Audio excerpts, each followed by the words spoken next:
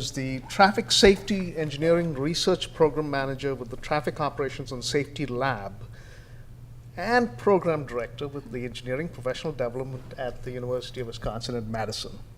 She's also pursuing her PhD in civil engineering, and her emphasis is in traffic safety and operations, and her research, I'm assuming, covers all of those areas that we're going to be talking about. You got it. Okay, so with that, let's get on with the presentation. Thanks, John. Can everybody hear me okay? Yeah. Excellent. Well, thank you for sticking with us here. It's always hard to be the last presentation and the last session of the day, so I'm glad to see most eyes are open and paying attention. So what I'm going to cover today is kind of the opposite end of my counterparts over here. So they talked a lot about the building and designing of roundabouts and kind of looking at that. And I'm going to cover a little bit about the research that we've done here. So you've heard that Wisconsin's had roundabouts for many, many years. We've been doing research for many, many years, right? So with anything new, we need to take a look at it and kind of see what's going on and how do we evaluate it a little bit. So, I'll be covering some of our introductions, and I'm just going to touch briefly on some of the operations and then really kind of focus on the safety aspect of it and kind of looking at it from that regard, and then kind of to our next steps a little bit. So, by a show of hands, again, audience participation, how many of you guys think roundabouts are safer in general than all intersections? All right. How many think roundabouts have a higher number of property damage only crashes than all intersections? All right, good to get a kind of a feel of what's happening here. So, as we've mentioned, Wisconsin has lots of roundabouts. It's coincidental that the International Conference on Roundabouts that TRB hosts was actually held in Wisconsin last year up in Green Bay, so up in this area up here. Prior to that, it was in Seattle. So again, similar to this Access Management Conference, it was in Seattle, and then here in Wisconsin, we're kind of following the same trends. Surprisingly, the next conference for roundabouts will probably be in Boston. So again, looking at that, we're going to just kind of move around each other a little bit. But again, they play into a lot of the same factors and looking at it a little bit. So there's 414 roundabouts. This number kind of keeps changing depending on where you're looking at it from a local standpoint and elsewhere. 55% of those are on the state trunk highway systems. They were first constructed in 2004. If you were at Josh's presentation earlier, he kind of talked about some of those Mount Horeb roundabouts. 53% are kind of multi-lane, and we want to kind of look into that a little bit because that's kind of where we're seeing some of our safety changes that we wouldn't quite expect as we look into them, and I think that plays a lot into access management. So from an operations analysis, what we did was we wanted to look at fastest speed path. So we did some operating speeds that were collected at 3 locations. And what we were seeing, again, is if the vehicle path is flat, vehicles no longer slow down on the roundabout. So you kind of have this balance, right? The larger the roundabout, the more capacity you can have, but then also the higher speed. As we heard from our other presentations, the higher the speed, if you have more access, then you're having these kind of this tug of war between safety, and you want to kind of look at that. So we want to make sure that as we're looking at designing the roundabouts, and then again, we have designing the roundabouts, we have the volumes that are out there, we have what the design speed is, we have the access, and we're trying to figure out how all of this fits together in a great souffle, right? We don't want it to fall flat, we want it to pop up and be important. We want to be able to make sure that we're looking at to say, okay, if everything is operating not at capacity, are we setting ourselves up for higher speeds, which then can cause problems, right? So if you've been involved in a public meeting, right, and someone says, well, I went to that roundabout over there and people were going through that at like 45 miles an hour, you're going to have a hard time selling your roundabout, and you want to kind of take a look at that. So what we did was we looked at some of these kind of design speed percentiles and looking at them to say, okay, how does this play in a little bit, and kind of looking at to say, okay, what should we be seeing at the entrance, mid-circulating, and exit, and as you want to see about that, and kind of comparing that to some of the safety data that we're seeing and looking at it. Again, it's hard to tell because you want to look at the crashes by time, and you want to look at the operating speeds by time, and so you're kind of meshing this data together, and a lot of this is still we're learning. We're learning about all intersections, but we want to kind of take that into consideration, and what I'm going to challenge you guys with is as you're looking at your roundabouts? Are you thinking about all of these factors together? It's very easy to talk about, here's what we're seeing at this roundabout versus this signalized intersection, but we want to talk about, are the functional areas that we're looking at the same, and kind of going at it from that perspective. We did some data for a gap analysis. We did 5 approaches at 4 different roundabouts to look at it from that regard. The analysis that we did here did not have any access nearby on that. We did see, as you can see here in this roundabout down here, there isn't a street down here. So we could see the queuing backing up to looking at it. So there is access on this point. So again, we're kind of trying to think about here as you're looking at it, and as Phil mentioned, there's always the opportunity to not allow access. But when you're looking at retrofitting and things of that sort, you want to kind of say, what is that queue? We heard about from Kevin and Ben about that 95th percent queue length, and we want to take that into consideration. Approaches with higher critical gaps have lower follow-up headways. And the thing here was the differing vehicle types show different critical gaps and headways. It's very hard to see in this slide, so I apologize. But what we have here are the blue line, the red line, and the green line differentiate between all cars, passenger cars, trucks, and motorcycles. So again, as you're trying to build that souffle, are you looking at ostrich eggs to put in there or little tiny eggs to put in there? What is that vehicle configuration to kind of play into effect? The queue length, surprisingly, when we looked at our gap analysis and did our equations, did not have significant effect on our gap analysis because we were already looking at congested type situations. This just shows some of the graphs that we pulled together a little bit and kind of the operations at heavily congested roundabouts. And again, what we're trying to balance here a little bit is we saw higher critical gaps than what we've seen and some of our other models. And again, we want to balance this because we don't want to build a roundabout that's very large because of that fastest speed path that we discussed about earlier, but we also want to make sure that we're accommodating and we don't have heavily congested roundabouts right when we build them.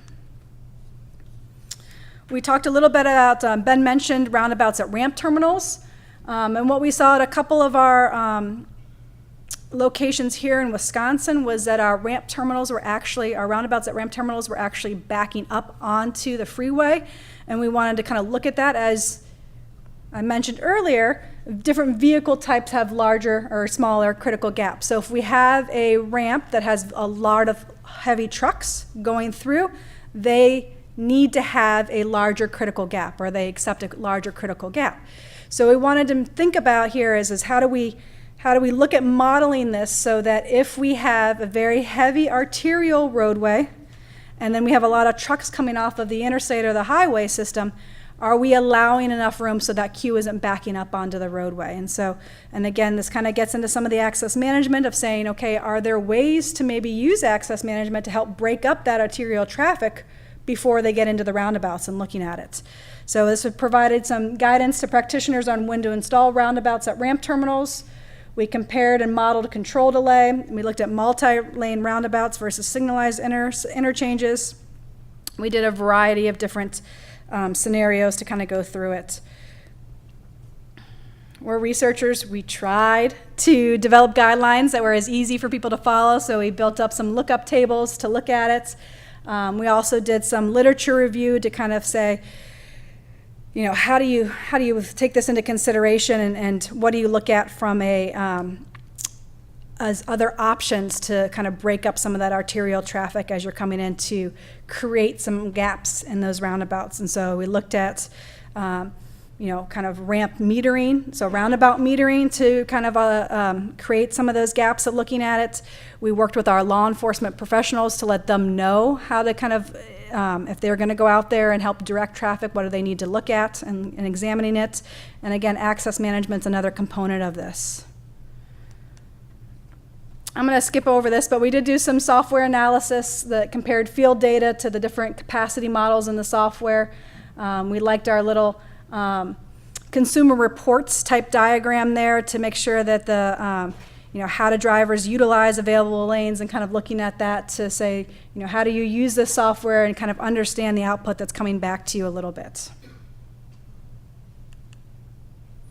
So moving into our safety research here, We analyzed 56 roundabouts that were built in 2009 or earlier. We wanted to make sure that we covered enough of the after period to be able to really examine it.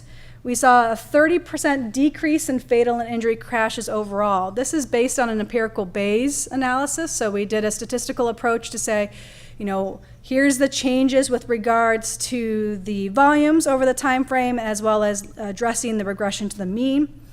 When you look at your other control types, we see a 46% reduction in fatal and injury crashes from a two-way stop, and a 15% reductions in fatal and injury crashes compared to the signalized intersection.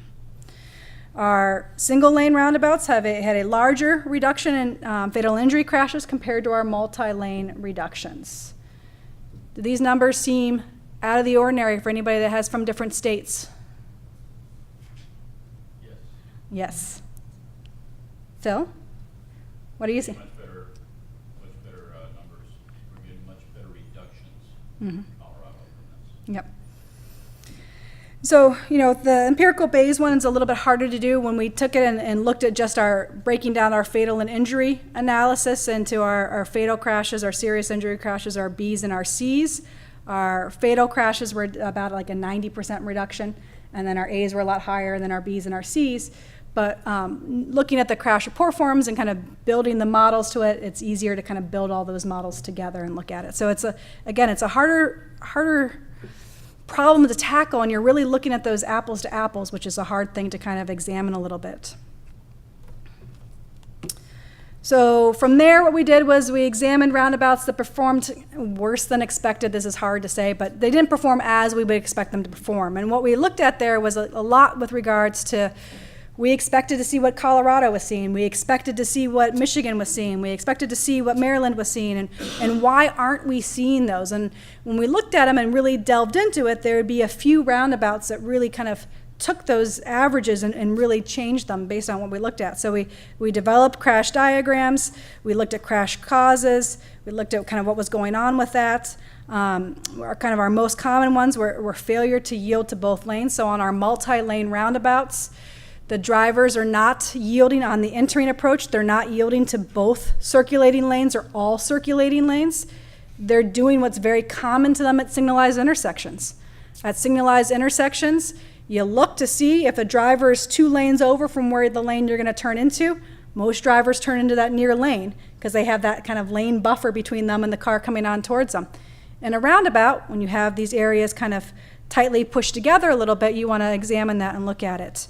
So it was kind of interesting to be able to examine that and kind of say, okay, what's happening and what are some different countermeasures that can be looked at and evaluations that can be done to regards to that. And that wrong lane choice is just kind of looking at it from that regard. This is just our crash types at roundabouts. So, again, looking at it to see, are we seeing run off the road, rear end, entering versus circulating, side swipe, exiting versus circulating, ped bike, and other. You'd like to see that ped bike is nothing, so that's very good to see. But again, this entering versus circulating and kind of examining that as we went forward with it.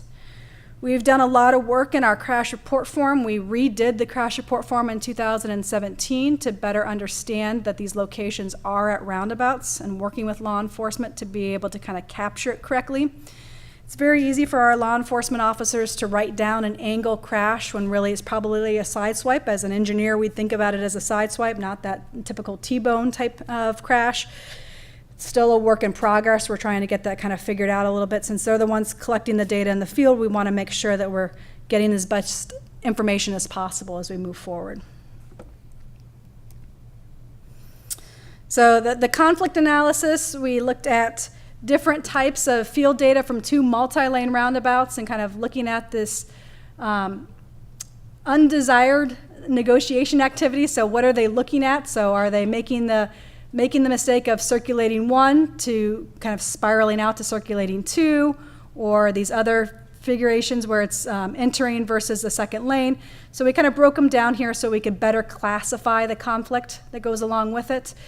And then as we think about access management, this helps us figure out when we're looking at the analysis and we're looking to see, is there a history of crashes beforehand, or what are we where might there be problems, having this kind of common framework of conflicts is really easy then to be able to say, okay, what is our exposure to having this driveway in the roundabout versus out the roundabout on the exiting side, and kind of looking at it from that perspective.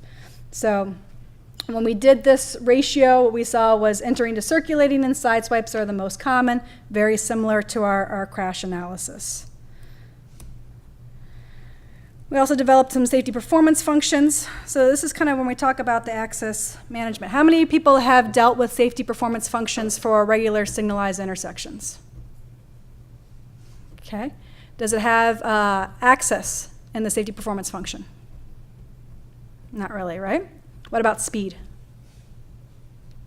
Sometimes, right? So depending on which SPF that you're looking at and you're trying to maybe get it to your site-specific areas, it might talk about speed a little bit. It's hard when you're looking at these configurations to say, okay, how do we compare this type of access to another, and kind of making sure that we cover it? We're seeing it from the crash data, right? We're seeing from the lower speeds that we know anecdotally that this is some of the work, but we want to try to think about how do we build these models to be able to examine it and look at it. So what we see here is some of our rear end crashes, the safety performance functions, higher ADT, larger deflection angle. The shark teeth pavement markings had more crashes than expected for rear ends. Larger lane width yield pavement markings had less. And then it kind of goes into here again with just a single vehicle crashes. So these are more of run off the road. ADT, the higher the posted speed limit. So we have some of this information now to be able to look at these.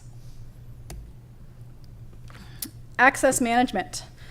So out of the 56 roundabouts that we studied, a third of them had a change in the access near or in the roundabout, before and after. So these are a list of kind of the changes that were made and kind of what went along with it. So you can see here we eliminated access to one driveway close to the roundabout, moved another driveway northbound, the driveway upstream and looking at it. So 3 to 4 leg, you added access to the subdivision. Down the list here, eliminated driveway, moved one driveway, eliminated business in 3 driveways. I'm going to go to the next slide here. Eliminated one driveway on the southeast corner, moved another one on the southern leg, sorry for the typo. 2 driveways on the northwest corner were gone. Eliminated driveway, eliminated driveway. And our before-after analysis, with all of these eliminations, do you think we would have seen a reduction in crashes or an increase in crashes? How many people think reduction in crashes? How many think an increase in crashes? How many people are just really excited to go to concerts on the square? No change. We actually saw an increase in crashes. But what I want to caution people about is this, is are we really comparing apples to apples? So the prior intersection that was there before, were we really looking at that at the time of that analysis period? Did we really capture all of the turning movements that were going on there? Or because of how it was, the functional area of that other intersection compared to where it is now, were we capturing some of those crashes at those driveways previously and then not now? And then how much of it is just related to being a new intersection? And we already know that rear end crashes happen at some of these multi-lane roundabouts and some of these other things. So again, there's the devil's in the detail, right? And we want to make sure that we're looking at those and being cautious about it, because it's not like, I'm not saying that putting these back in would have eliminated those crashes. It was just overall at these roundabouts, doesn't matter here, we saw an increase in those crashes in the after period. So again, it's, and I don't even want to give numbers because, and some of these, their crash numbers are pretty low. So you go from 1 to 2. Well, that's 100%. But not really, right? So you want to kind of take that into consideration a little bit. So what I've suggested a little bit is that we look more closely at this, and we'll get into some of the ongoing research, but also as you're looking at making changes to the roundabouts, if we have this sort of database and this inventory, you can look to see, are there similar characteristics than what's been seen in other locations? So again, being able to really examine this and say, okay, these conditions have similar characteristics to this, is there a way to do it? Kittleson has a great online database that shows all the roundabouts that are across the United States. It would be nice to include some of this information in there, right? So what kind of access change happened in the before and after consideration. So you can kind of look at it to say, well, what would I expect to see? Because also, as we've known, if we go to our public information meetings and can truthfully say, you know what, you may see a tow truck here more, but you'll see an ambulance less, right? That comes off a lot better than I'm reducing access and I guarantee that this is going to be safe. That's never good, right? So again, just kind of taking into consideration what is the layout of your land. There's no kind of set guidance on all of this, but making sure that you're kind of looking at it to see what it works best for your area, so that when you're going out and talking to the businesses and the communications, you can make sure that you're explaining things to the best of your knowledge. So we're working on developing, again, just more for these crash types, so the safety performance functions for sideswipe crashes, looking at evaluation of ramp terminals, kind of overall, and the exit approach to it. We have a full-scale driving simulator at the lab, so we're looking at the effects of pavement markings on yielding conditions. So we've done surveys that have this type of diagram in the top right-hand side, and we ask the participants to tell us where would they yield. And so they can push on the screen and then shows us where they can yield. And it's pretty interesting that even though that the shark teeth say yield right there, it's amazing to see how many go up to the actual circulating lane. And again, this is where we see some of our rear end crashes, right? Just because people don't actually know where to yield, and so they have this kind of dichotomy between it. And so we want to kind of look at that to make sure that when we're trying to reduce these property damage only crashes, so don't get me wrong, roundabouts do exactly what they're supposed to do. They reduce fatal and injury crashes. They greatly reduce fatal crashes and serious injuries, but we are seeing some property damage only crashes go in here. So what can we do to make sure that we're reducing those property damage only crashes? So with that, may I get some questions?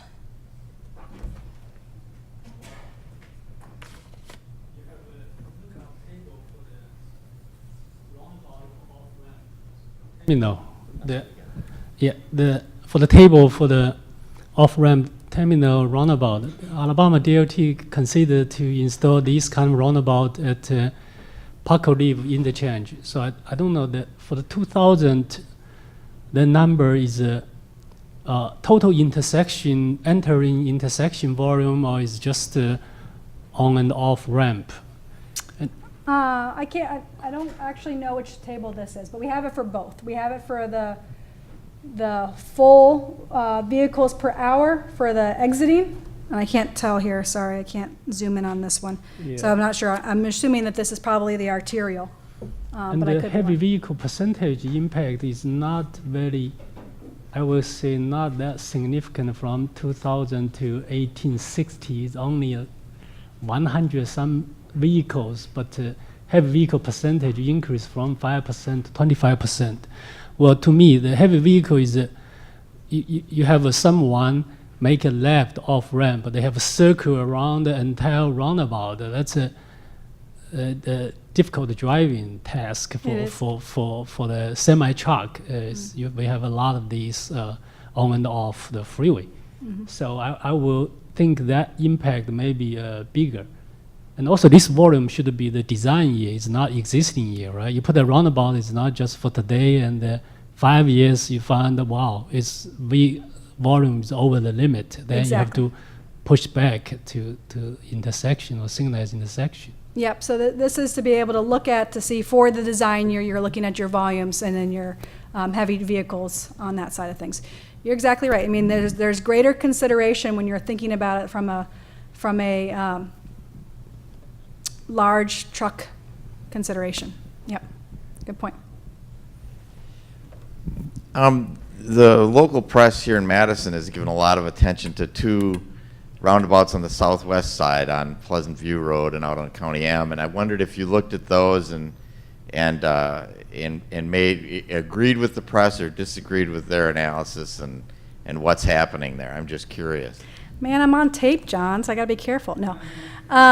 So So what we run into is, again, that difference between looking at the design year, right? So we're projecting out volumes for 20 years from now to make sure we get the funding to be able to build it to that large consideration. But when our volumes are, depend on a lot of things that we don't really know, sometimes we might build things larger than what they are needed at the time in the short time frame and looking at it. So with most roadways, it may not be a problem, but when you build a roundabout that's very large, then you have these faster speeds that are going into it. You have people that are willing to kind of just jog the line a little bit, which then makes the risk-averse population very concerned and looking at it, to be able to look at it from, do they kind of stagger or stutter as they come up to it a little bit, which then causes the rear end crashes, or because some of these roundabouts are very large, the older driver population that may get a little confused in the nighttime may do that wrong way movement because they don't necessarily fully understand that they're in a roundabout. So those are some of the things that we saw at the Pleasant View roundabout and that end roundabout as well too. So I think that there's lots of things that go along with it, and we can go into it. Building off of that same thing, did you analyze or look at kind of the current volume as a ratio to the design capacity of the roundabouts and whether or not that played into the crashes? Yeah, definitely does. And so what we looked at was, how much at that design volume are you actually at in that capacity standpoint? And again, this is where we're seeing a lot of our high crash locations, or the roundabout, the locations that didn't perform as expected, were ones where that ratio was quite small. And so again, you're looking at it, and I know that Federal Highway has been talking about these shrinking roundabouts. So you build it at one lane, but you have the central island that you're able to shrink it to multi-lanes in future years and be able to examine it. So those are all tools in the toolbox to be able to look at it and see, if a one lane roundabout will work until years 18 and 19, is your agency willing to do that? And is that okay? That's all conversations that need to happen. But like with anything, there's trade-offs. And you have to make sure that you're fully aware of these trade-offs going into the decision-making process. So you're not just thinking, okay, this is going to happen for going on. We've seen great safety results for the mini roundabouts as to some of these other options and looking at them. So there are other options out there. Great question, Pat. Yes, Phil. In Colorado, we did 2 studies on traffic signals before and after, and they never, the upside is they always create more accidents than they cure. So we don't even consider a signal a safety device. It is not a safety device. It's an operational device, where roundabouts are considered a safety device. So it puts a different perspective on it. And the second issue is, I personally think when you overbuild a roundabout, you're making an engineering error. I mean, in terms of capital E and capital R, that shouldn't be occurred, because you're building for capacity, you're not building for safety. And anytime an engineer is building for something that's not you're not building for safety, they're making a big error. That's a great point, Phil. And again, it's you got to kind of balance it. If you only have funding for now and you're not sure about the funding for the future, well, that's too bad. Yeah. It's like, so we'll build a hazard because we may not have money in the future to fix the hazard. So why would you build a hazard to start with when you know the accident history will be greater because of the speeds that you're going to allow, and you don't know whether the demand's going to be there? Automated cars might solve all your problems. But here you are creating a hazard when you really don't need to, only on the presumption that the risk of getting more money in the future might inhibit you or something. It's the same issue. That's why I consider it an engineering error. That's a great. I don't know that I agree with you that they're building a hazard, Phil. They didn't Yeah, but you're an attorney from this state. No. Speaking as the research chair for Roundabout TRB committee, I can tell you, we know from the research, if you overbuild a roundabout, your accident history will be higher, your injury rate will be higher, and your risk of fatality is higher.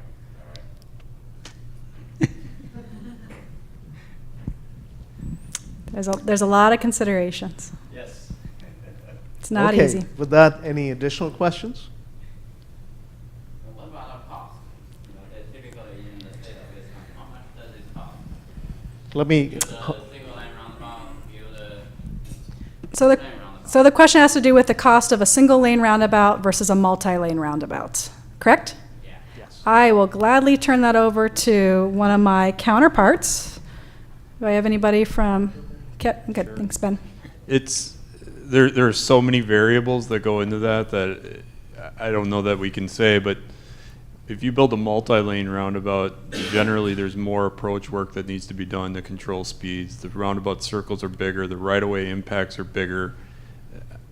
I don't know, Kevin, if you want to make a guess at price, but it's variable. I mean, we can have a single lane roundabout that costs $1.5 million and a 2-lane roundabout that costs $2.5 million. So, but I'd say you could build a 2-lane roundabout for under $2 million as well, and you can probably build a single lane. It all depends on how much work you have to do on the approaches. There's lots of considerations. Yeah, I mean, if you were to ask me, 1 to 1.5 for a single, 2 to 2.5, multi-lane, something, again, but it's so variable. Without right away, yeah.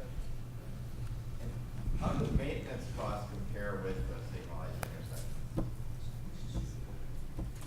No, actually, I think what we're finding is very similar because you still have lighting that's required. I mean, most of our roundabouts are pretty well lit, and I think there was always that assumption early on that the maintenance cost was cheaper, and I think we've found over time that I don't know that we claim that as a benefit anymore. I wouldn't say that it's not still cheaper, it's just not significant, so we don't claim that as a benefit too much anymore. Okay, folks. Okay, well, let's take this one last question and we'll shut it down, okay? We got 1 minute to go, so.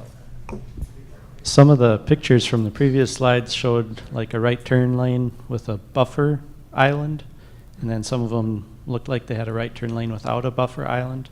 What's your considerations for doing a buffer island or not? So there's like the continuous right turn only lanes that have kind of a pull out to it. And again, I can pass it back to my colleagues over here, but a lot of it has to do with your lane utilization and your volumes that you're going along with it. But Yeah, so if you have an intersection that has a heavy right turning volume, there's 3 options. The free flow, right, where they totally bypass and they just continuous around the roundabout. You have a partial right, where you'd come up and yield to somebody circulating, but there would be an island in between there. So they're separated from the circle with a little, what we call a vein island. Or there's, say, a 2-lane entry and the rightmost lane becomes a right only and the left one comes in. It's all really based on your site constraints and, your location and your volumes and your PEDs. There's lots of things that come into your decision as to what you would use there. So I don't have an answer for you, is what we say. It's a little PED refuge. You cross one lane, you cross the right turning, and then you cross the other one. The benefit of that is it helps control speeds too. 2-lane entries are going to have a faster entry speed, where if you can split it up and have that island in between, you can slow speeds down a little bit easier. So but it costs more because you've got pavement on both sides and the island and more signing, and so. Okay, thank you all. It's just past 4:30, so yep.